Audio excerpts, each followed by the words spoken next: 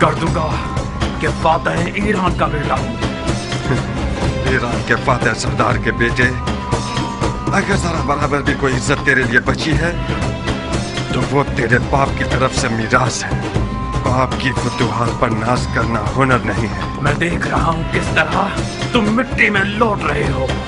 बेहुनर को अपने मुकाबिल को तलब करना इतने शोरों में मुमताज नहीं।